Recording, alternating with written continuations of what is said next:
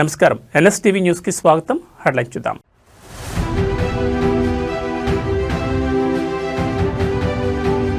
అంతర్జాతీయ వేదికగా మేడారం, వనదేవతల చెంత న్యూజిలాండ్ మావోరి గిరిజనుల హకానృత్యం.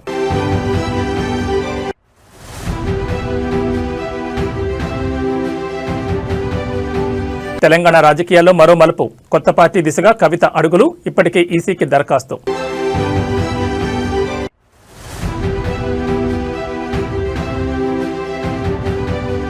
హార్వర్డ్లో స్టూడెంట్ రేవంత్ రెడ్డి, మంచు తుఫాన్లోనూ ఆగాను నాయకత్వ పాఠాలు.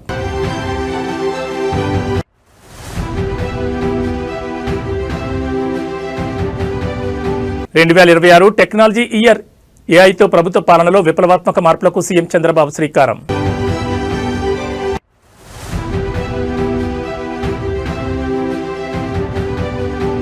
అమెజాన్లోని ఆగన్ లేఆఫ్స్, కల్చర్ పేరుతో 30,000 మంది ఉద్యోగులపై వేటు వేస్తున్న సీఈఓ ఆండీ జోసీ. ఇక డీటెయిల్స్ చూస్తే, తెలంగాణ రాజకీయాల్లో గత కొన్ని రోజులుగా జరుగుతున్న పరిణామాలు, ముఖ్యంగా ముఖ్యమంత్రి రేవంత్ రెడ్డి విదేశీ పర్యటనలో ఉన్న సమయంలో డిప్యూటీ సీఎం భట్టి విక్రమార్క నిర్వహించిన మంత్రుల సమావేశం పెద్ద చర్చకు దారితీసింది. దీనిపై పీసీసీ అధ్యక్షుడు మహేష్ కుమార్ గౌడ్ కీలక వ్యాఖ్యలు చేశారు. ఢిల్లీలో కాంగ్రెస్ ప్రధాన కార్యదర్శి కేసీ వేణుగోపాల్తో భేటీ అయిన అనంతరం మహేష్ కుమార్ గౌడ్ మీడియాతో మాట్లాడారు. ప్రభుత్వంలో ఎలాంటి విభేదాలు లేవని ఆయన కుండబద్దలు కొట్టారు. సీఎం విదేశాల్లో ఉన్నప్పుడు రాష్ట్ర పరిపాలన స్తంభించకూడదని, ఆ ఉద్దేశంతోనే భట్టి విక్రమార్క మంత్రులతో సమావేశమయ్యారని ఆయన సమర్థించారు. దీనిపై అనవసర రగడ వద్దని సూచించారు. గడిచిన 10 ఏళ్ల బీఆర్ఎస్ పాలనలో జరిగిన అవకతవకలపై విచారణ జరగాల్సిందేనని డిమాండ్ చేశారు. ముఖ్యంగా ఫోన్ ట్యాపింగ్ వ్యవహారంలో దోషులెవరిని వదిలిపెట్టకూడదని, అందరికీ నోటీసులు ఇవ్వాలని కోరారు. ఎమ్మెల్సీ కవిత కాంగ్రెస్లోకి వస్తారనే ప్రచారానికి ఆయన గట్టిగా చెక్ పెట్టారు.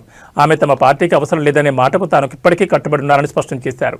హరీష్ రావు, కేటీఆర్ కాంట్రాక్టుల వ్యవహారంలో కవితే స్వయంగా కీలక విషయాలు వెల్లడించారని ఆయన ఈ సందర్భంగా గుర్తు చేశారు. ముఖ్యమంత్రి రేవంత్ రెడ్డి విదేశీ పర్యటన ముగించుకుని వచ్చిన తర్వాత రాష్ట్రంలోని తాజా రాజకీయ పరిణామాలపై హైకమాండ్తో సమగ్రంగా చర్చిస్తామని పీసీసీ బాస్ వెల్లడించారు. మొత్తానికి ఈ వ్యాఖ్యలతో పార్టీలో మరియు ప్రభుత్వంలో అంతా సవ్యంగానే ఉందనే సంకేతాన్ని కేడర్కు పంపే ప్రయత్నం చేశారు మహేష్ కుమార్ గౌడ్.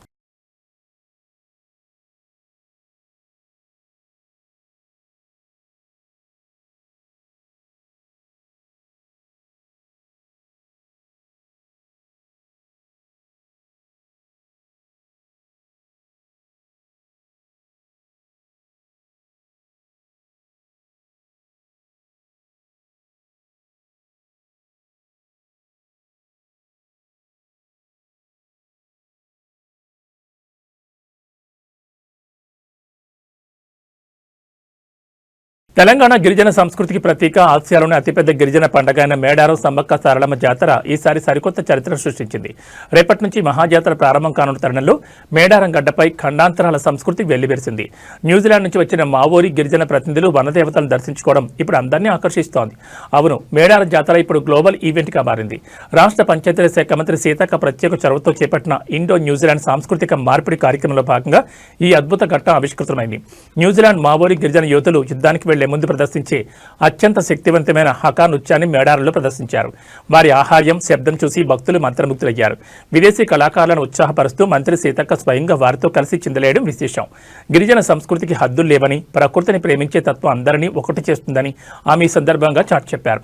మరోవైపు గణతంత్ర దినోత్సవ వేళ గవర్నర్ జిష్ణుదేవ్ వర్మ మేడారం జాతరను కొనియాడారు. కేవలం తాత్కాలిక ఏర్పాట్లు కాకుండా భక్తుల సౌకర్యార్థం ప్రభుత్వం 251 కోట్ల రూపాయలతో శాశ్వత మౌలిక సదుపాయాలు కల్పించిందని ఆయన వెల్లడించారు. రేపటి నుంచి 31వ తేదీ వరకు జరిగే ఈ మహాజాతరకు తెలంగాణతో పాటు పొరుగు రాష్ట్రాల నుంచి దాదాపు 2 కోట్ల మంది భక్తులు వస్తారని అంచనా. ఈసారి అంతర్జాతీయ ప్రతినిధుల రాకతో మేడారం ఖ్యాతి విశ్వవ్యాప్తమైందని చెప్పొచ్చు.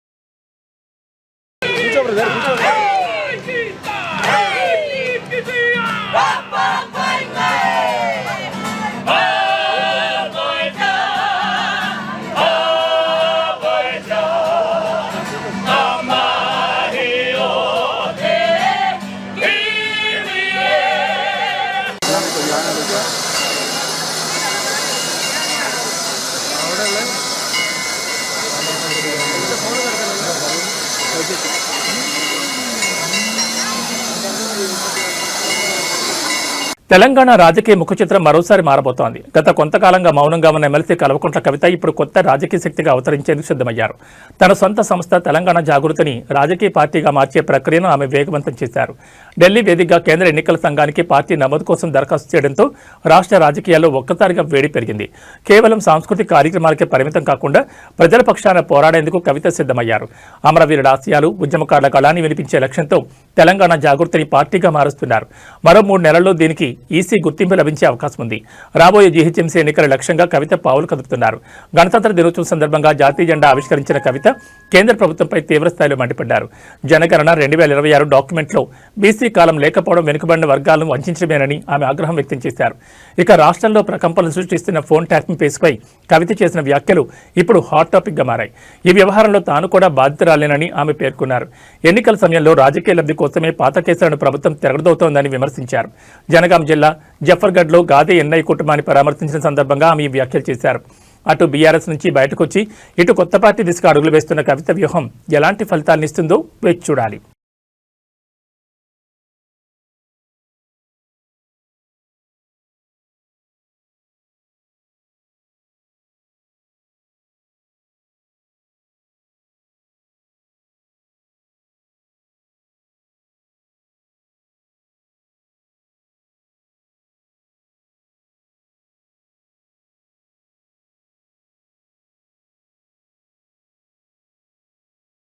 తెలంగాణ ముఖ్యమంత్రి రేవంత్ రెడ్డి ఇప్పుడు సరికొత్త అవతారమెత్తారు. పాలనలో దూకుడు ప్రదర్శించే ఆయన ఇప్పుడు ప్రపంచ ప్రఖ్యాత హార్వర్డ్ విశ్వవిద్యాలయంలో పాఠాలు వింటున్నారు. నాయకత్వ లక్షణాలపై శిక్షణ పొందేందుకు ముఖ్యమంత్రి హోదాలో అమెరికా వెళ్లిన రేవంత్ రెడ్డి అక్కడ ఒక సాదాసీదా విద్యార్థిలా క్లాసులకు హాజరవుతూ అందరి దృష్టిని ఆకర్షిస్తున్నారు. అమెరికాలోని మసాచ్యూసెట్స్లో ఉన్న ప్రతిష్టాత్మక హార్వర్డ్ కెనడీ స్కూల్లో రేవంత్ రెడ్డి తన ఎగ్జిక్యూటివ్ ఎడ్యుకేషన్ కోర్సును ప్రారంభించారు. లీడర్షిప్ ఇన్ 21వ సెంచరీ పేరుతో జరుగుతున్న ఈ కోర్సులో సీఎం పాల్పంచుకుంటున్నారు. కేవలం వినడమే కాదు, తోటి విద్యార్థులతో కలిసి గ్రూప్ ప్రాజెక్టులు, కేస్ స్టడీ అనాలిసిస్ మరియు హోంవర్క్లు కూడా చేస్తున్నారు. ఉదయం 7 గంటల నుంచే ఆయన క్లాసుల్లో నిమగ్నమవుతున్నారు. ప్రస్తుతం బోస్టన్ ప్రాంతాన్ని ఫెర్న్ అనే బీకర్ మంచు తుఫాను వణికిస్తోంది. -20 డిగ్రీల చలి, 2 అడుగుల మేర పేరుకుపోయిన మంచు ఉన్నప్పటికీ రేవంత్ రెడ్డి ఏమాత్రం వెనక్కి తగ్గకుండా తన తరగతులకు హాజరవుతున్నారు. స్వతంత్ర భారత్ చరిత్రలో ఒక ముఖ్యమంత్రి పదవిలో ఉండగా ఐవీ లీగ్ యూనివర్సిటీలో ఇలాంటి కోర్సుల్లో చేరడం ఇదే తొలిసారని సీఎం కార్యాలయం వెల్లడించింది. అయితే ముఖ్యమంత్రి హార్వర్డ్ వెళ్లడంపై రాజకీయంగా విమర్శలు రేగుతున్నాయి. నాయకత్వం అనేది క్షేత్రస్థాయిలో ప్రజల మధ్య ఉండి నిరూపించుకోవాలి కానీ విదేశీ యూనివర్సిటీలో కాదని బీజేపీ నేత ఎన్వీ సుభాష్ ఎద్దేవా చేశారు. రాష్ట్ర ఖజానాపై భారం వేస్తూ వ్యక్తిగత ఆకాంక్షల కోసం ఈ పర్యటన చేస్తున్నారని ఆయన ఆరోపించారు. ఏది ఏమైనా జనవరి 30 వరకు ఈ కోర్సు కొనసాగనుంది. ఆ తర్వాత రేవంత్ రెడ్డి హార్వర్డ్ సర్టిఫికెట్తో తిరిగి రాష్ట్రానికి రానున్నారు. మరి ఈ విదేశీ పాఠాలు తెలంగాణ పాలనలో ఎలాంటి మార్పులు తెస్తాయో వేచి చూడాలి.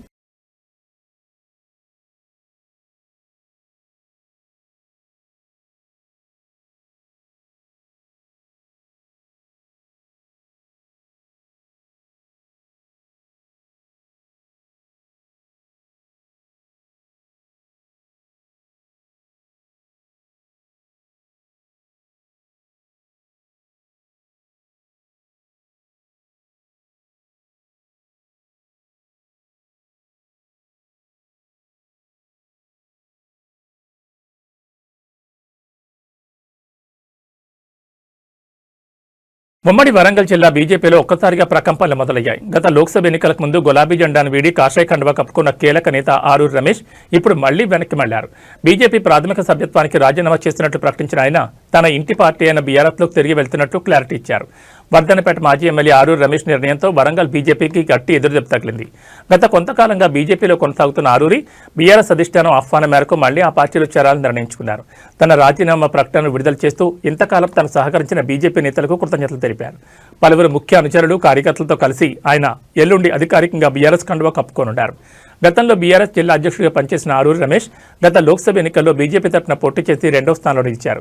అయితే అక్కడ ఎమ్మెల్యేకపోయారో లేక రాజకీయ సమీకరణాలు మారాయో కానీ మళ్లీ గులాబీ దళంలో చేరేందుకు సిద్ధమయ్యారు. రాబోయే మున్సిపల్ ఎన్నికల వేళ ఆరూరి రమేష్ లాంటి బలమైన నేత మళ్లీ బీఆర్ఎస్లోకి రావడం ఉమ్మడి వరంగల్ జిల్లాలో బీఆర్ఎస్కు కొత్త జోష్నిస్తుందని రాజకీయ విశ్లేషకులు భావిస్తున్నారు.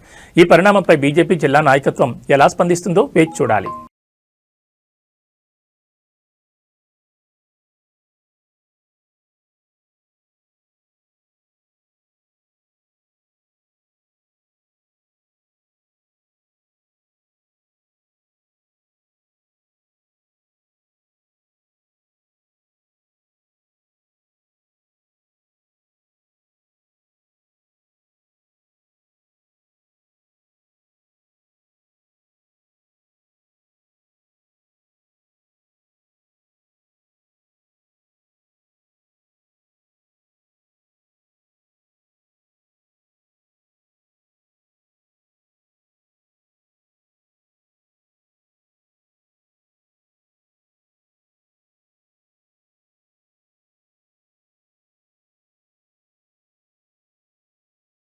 ఆంధ్రప్రదేశ్ రాజకీయ చరిత్రలో ఒక యువనేత అడుగులు అధికార మార్పిడికి ఎలా పునాది వేశాయో చెప్పేందుకు యువగళం ఒక నిలువెత్తు సాక్ష్యం.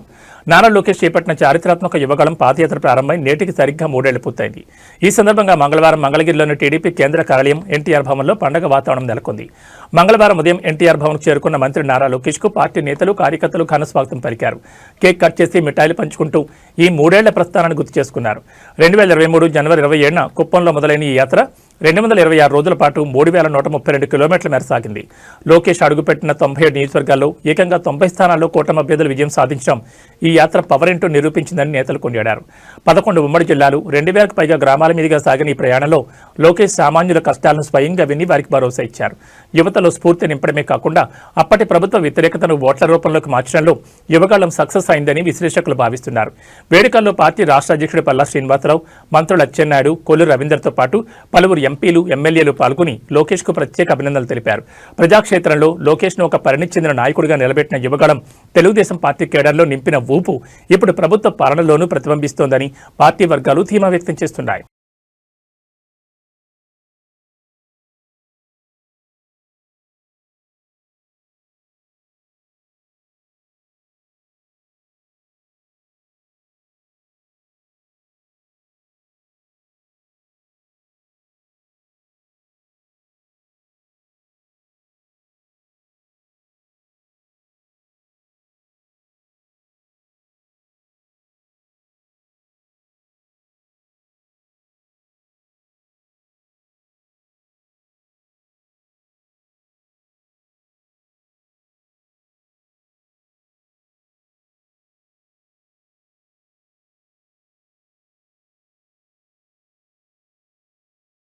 వైఎస్ఆర్ కాంగ్రెస్ పార్టీలో మళ్లీ రాజకీయ సందడి మొదలైంది.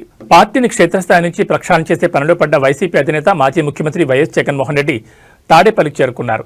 బెంగళూరు నుంచి నేరుగా గన్నవరం ఎయిర్పోర్టుకు చేరుకున్న ఆయన అక్కడి నుంచి భారీ కాన్వాయ్తో తన నివాసానికి వెళ్లారు. పార్టీ పటిష్టత కోసం జగన్ ప్రకటించిన వారానికి ఒక నియోజకవర్గ సమీక్ష కార్యక్రమం 2వ వారంలో ప్రవేశించింది.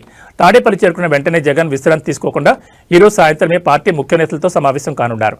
రాష్ట్రంలో జరుగుతున్న తాజా రాజకీయ పరిణామాలు, ప్రభుత్వ వైఫల్యాలను ప్రజల్లోకి ఎలా తీసుకెళ్లాలనే అంశంపై చర్చించనున్నారు. గత బుధవారం ఏలూరు నియోజకవర్గ నేతలతో భేటీ అయిన జగన్ రేపు మరో నియోజకవర్గ కార్యకర్తలు మరియు కీలక నాయకులతో సమావేశం కానున్నారు.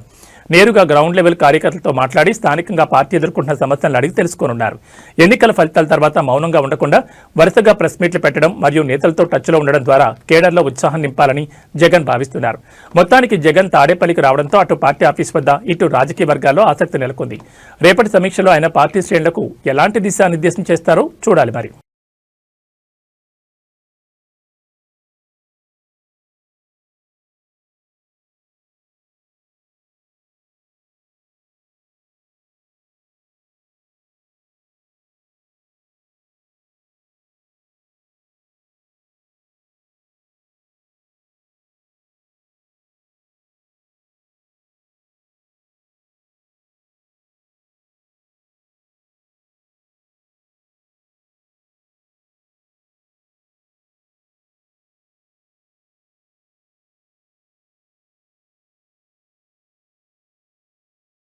సినిమా ఇండస్ట్రీలో తనదైన శైలిలో గుర్తింపు పొందిన నిర్మాత బండ్ల గణేష్ ఇప్పుడు భక్తి మార్గంలో సాగుతున్నారు. తన అభిమాన నేత చంద్రబాబు నాయుడు మళ్లీ ముఖ్యమంత్రి కావాలని ఆయన గతంలో మొక్కుకున్న మొక్కును తీర్చుకునేందుకు తిరుమలకు పాదయాత్ర చేపట్టారు.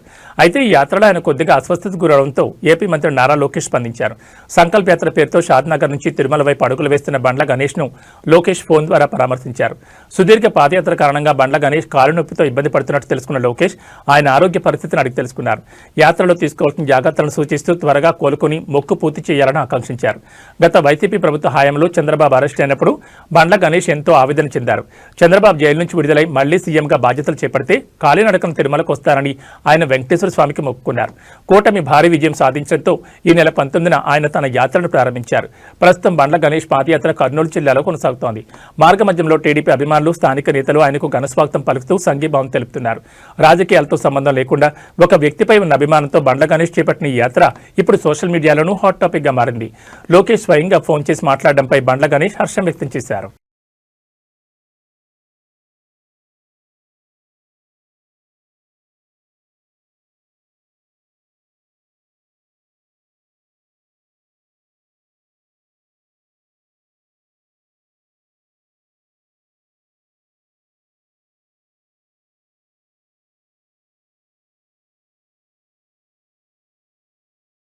ఆంధ్రప్రదేశ్లో పాలన ఇకపై మరింత స్మార్ట్గా మారబోతోంది. టెక్నాలజీ అంటే కేవలం కంప్యూటర్లు మాత్రమే కాదు, అది సామాన్యుడి సమస్యకు పరిష్కారం చూపే ఆయుధమని నమ్మే ముఖ్యమంత్రి చంద్రబాబు నాయుడు పాలనలో సరికొత్త విప్లవానికి నాంది పలికారు.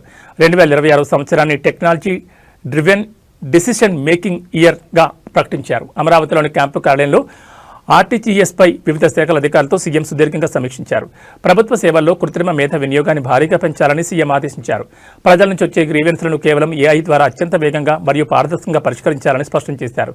క్షేత్రస్థాయిలో పనిచేసే ఉద్యోగులు కాగితాల వేటలో పడకుండా టెక్నాలజీ ద్వారా వారి పనిభారాన్ని తగ్గించాలని సూచించారు.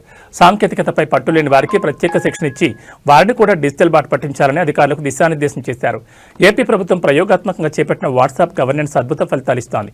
ప్రస్తుతం దీని ద్వారా 878 రకాల సేవలు అందుబాటులో ఉన్నాయని, ఇప్పటికే 1.43 కోట్ల మంది ప్రజలు ఈ సేవలను వినియోగించుకుంటున్నారని అధికారులు సీఎంకు వివరించారు. సమావేశం చివరిలో వైద్యం, వ్యవసాయం, రెవెన్యూ మరియు అగ్నిమాపక వంటి కీలక శాఖల పనితీరును కూడా సీఎం సమీక్షించారు. డేటా ఆధారంగా నిర్ణయాలు తీసుకోవడం ద్వారా ప్రభుత్వంలో జవాబుదారీతనం పెరుగుతుందని ఆయన ఆశాభావం వ్యక్తం చేశారు. మొత్తం మీద 2026 నాటికి ఏపీ పాలనలో ఏఐ మరియు డేటా అనలిటిక్స్ కీలక పాత్ర పోషించబోతున్నాయని అర్థమవుతోంది.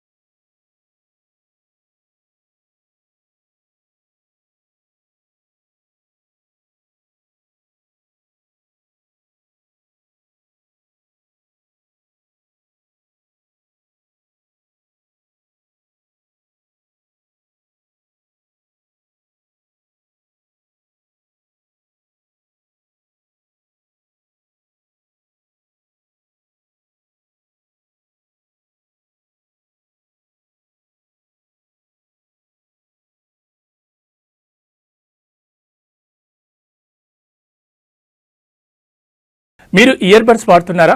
గంటల తరబడి చెవిలో పెట్టుకోవడం వల్ల నొప్పిగా అనిపిస్తోందా? అయితే మీకోసమే రియల్మీ ఒక క్రేజీ ఆవిష్కరణలో ముందుకొస్తోంది.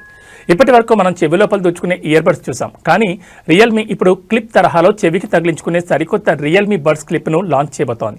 ఇది కేవలం స్టైల్ మాత్రమే కాదు, ఆరోగ్యాన్ని కూడా ఎంతో మేలు చేస్తోందంటోంది కంపెనీ. సాధారణంగా ఇయర్ బడ్స్ ఎక్కువసేపు వాడితే చెవిలో గాలి ప్రసరణ లేక ఇన్ఫెక్షన్లు వచ్చే అవకాశం ఉంటుంది. ఈ సమస్యకు పరిష్కారమే ఈ ఓపెన్ ఇయర్ ఆడియో డివైస్. ఈ బడ్స్ చెవి కాలువను మూసేవు, చెవి బయటి వైపు క్లిప్ లాగా తగిలించుకోవచ్చు. దీనివల్ల పాటలు వింటూనే చుట్టుపక్కల ఏం జరుగుతుందో కూడా గమనించవచ్చు.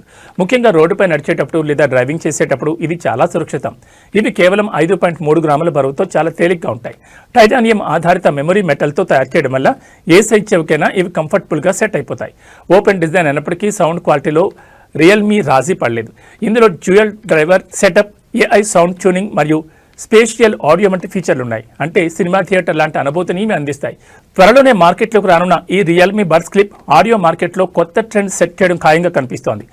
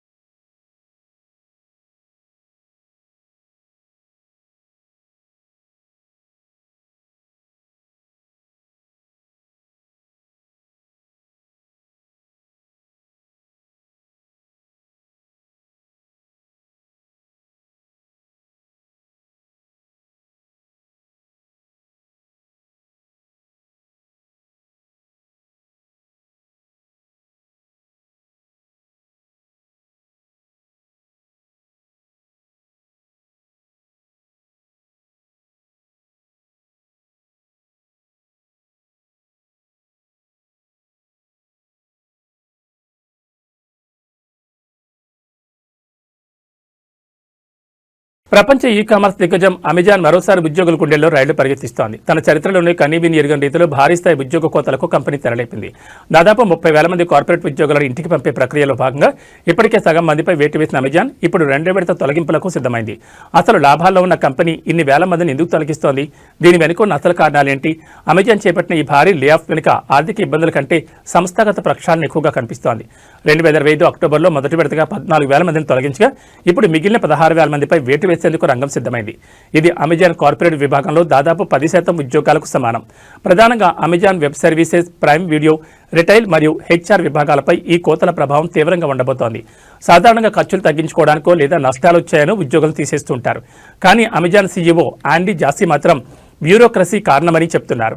మేనేజర్ల సంఖ్య పెరిగిపోవడం వల్ల నిర్ణయాలు తీసుకోవడంలో జాప్యం జరుగుతోందని, అందుకే కంపెనీ నిర్మాణాన్ని సరిచేస్తున్నామని ఆయన వివరించారు. ఈ తొలగింపులకు ఆర్టిఫిషియల్ ఇంటెలిజెన్స్, ఏఐ నేరుగా కారణం కాదని కంపెనీ చెప్తున్నా సంస్థ సామర్థ్యాన్ని పెంచే వ్యూహంలో ఏఐ పాత్ర ఖచ్చితంగా ఉందని నిపుణులు విశ్లేషిస్తున్నారు. అక్టోబర్లో ఉద్యోగం కోల్పోయిన వారికి 90 రోజుల జీతం సెవరెన్స్ ప్యాకేజీగా ఇచ్చిన అమెజాన్ ఇప్పుడు తొలగించే వారికి కూడా అవే ప్రయోజనాలు కల్పించనుంది. డెలివరీ ఏజెంట్లు, గోదాం సిబ్బంది సురక్షితంగా ఉన్నప్పటికీ కార్పొరేట్ స్థాయిలో జరుగుతున్న ఈ మార్పులు టెక్ రంగంలో తీవ్ర చర్చకు దారితీస్తున్నాయి.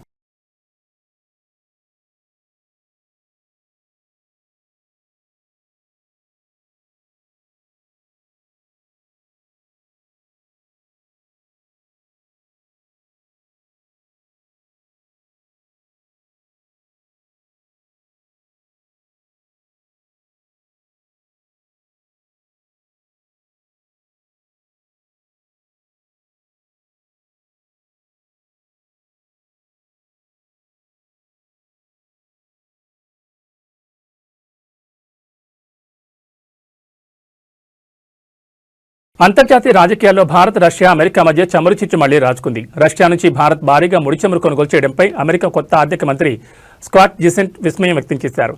కేవలం భారత్తోనే కాకుండా పరోక్షంగా ఐరోపా దేశాల ద్వంద్వ వైఖరిని కూడా ఆయన తూర్పారబెట్టారు. భారత్ మరియు యూరోపియన్ యూనియన్ మధ్య స్వేచ్ఛ వాణిజ్య ఒప్పందం కొలిక్కొచ్చిన తరుణంలో స్కాట్ బెసెంట్ చేసిన వ్యాఖ్యలు ఇప్పుడు ప్రపంచవ్యాప్తంగా చర్చనీయాంశంగా మారాయి.